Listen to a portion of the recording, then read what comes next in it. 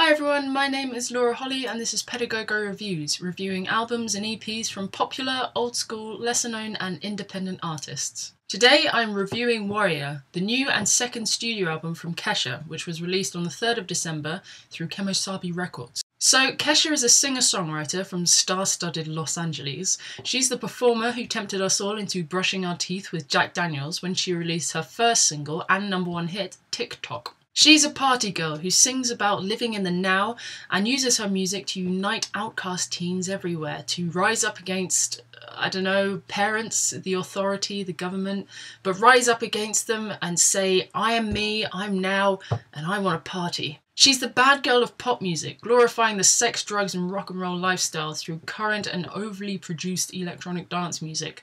So you shouldn't expect anything else from her new album Warrior. And when Kesha released the first single, Die Young, from the album, it confirmed any expectation. It is a dance track with plenty of electro noise, vocal effects, and the similar lyrical theme of living like the world is actually going to end on December 21st. But if you accept it for what it is, then there won't be any disappointment for the album. In fact, you might get a bit of a surprise. Yes, about 2/3 of Warrior is filled with club bangers, but they're not all that bad and tiresome. Title track Warrior is a great way to start the album with its call out to all of the fans. And what are they called? Animals? Cannibals? Warriors? I don't know. But the song seems very strong and united, and I quite like that.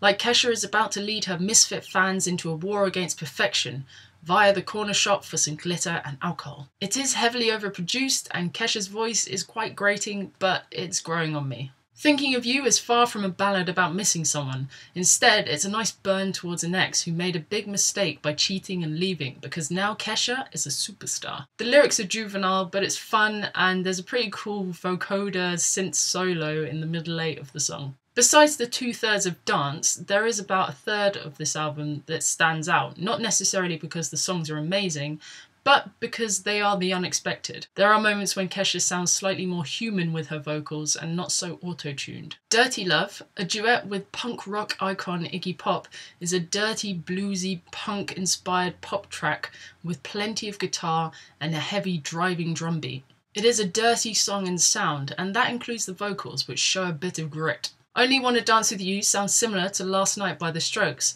It has that nodding dog beat that makes you want to dance like Molly Ringwald. It's probably the cutest song on the album. It's certainly the most innocent song. There are slower tracks too. The ballad Wonderland is a nice storyteller about the past, how great it was, and how Kesha would like to go back. And closing track, Love Into the Light, is an 80s rooted epic reflecting on the Kesha lifestyle and tells everyone in the nicest way to piss off and get over it.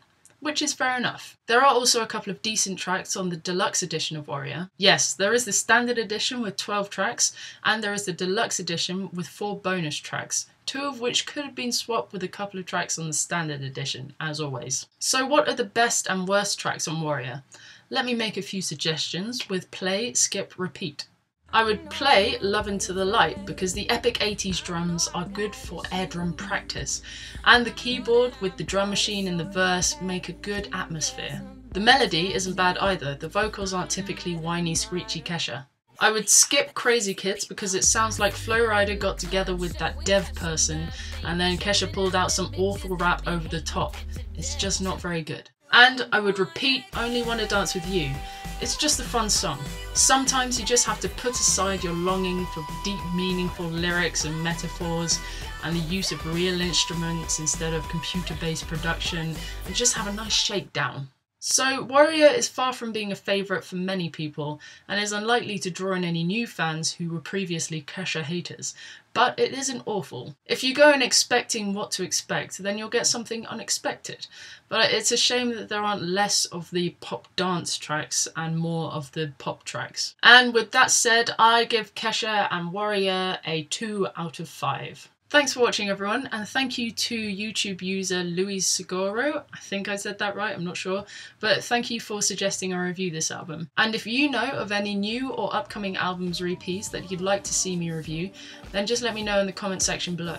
To watch other reviews, then just go to the Pedagogo Music channel, or to keep up to date with the latest Pedagogo reviews, just subscribe. On Friday, I will be reviewing The Light of the Sun from sexy neo-soul singer Jill Scott. So until then, have a lovely week. I see you across the room. sexy man. I love your mannerisms, babe.